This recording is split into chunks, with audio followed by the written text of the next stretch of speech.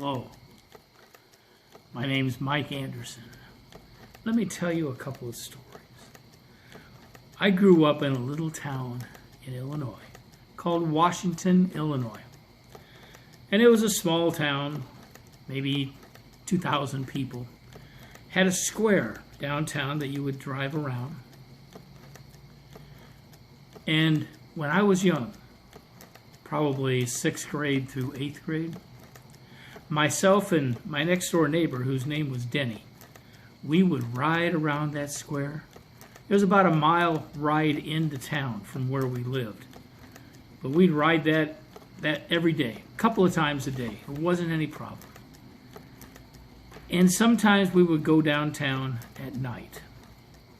It was a great place at night. It had lights. In the center of the square there was a fountain that shot water up in the air and lights that rotated so it changed colors. I have to say that Denny and I often put catfish into that fountain. The police didn't like it because they had to dig them out. But we weren't the ones who put the soap suds in it.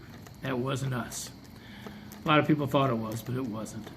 But one of the things we would do in downtown Washington at night would go into the basement of Reams Shoe Store. It was over on the corner. And if you went around back, there was a window that would open up, and if you slid through the window, you could drop down into the basement of Reams. Now, we never went in to steal anything. We were not thieves, and we weren't in there to vandalize either. We would just slip in because it was something to do, which isn't a good excuse. And it was fun.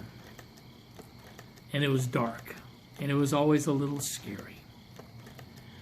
One time we were down in that basement. We had opened the window, propped it up, and we had slid down into the basement. And we were walking around and sitting and talking about it. And it was dark. We had some light coming in through the window. And then we heard a sound. And then we heard a voice.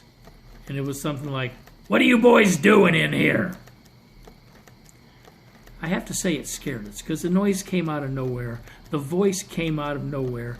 And we knew that the manager of Reams Shoe Store was a very large man who didn't like kids. So this wasn't good. "What are you boys doing here?" And we scrambled for the window. I gave Denny a boost up, and he went up and he went through that window, and then he reached down to pull me up because I couldn't get up there on my own. He reached up and he was pulling my arms, and I was walking the wall trying to get up through that window, and I got partially through it, maybe about to my waist, and I felt a hand grab on to my leg and start pulling and pulling and pulling. And I was yelling at Denny, "Pull me harder! I'm caught! He's got me! Pull me! Pull me! Pull me!" And Denny said, "I'm trying." And the man said, "I've got you now."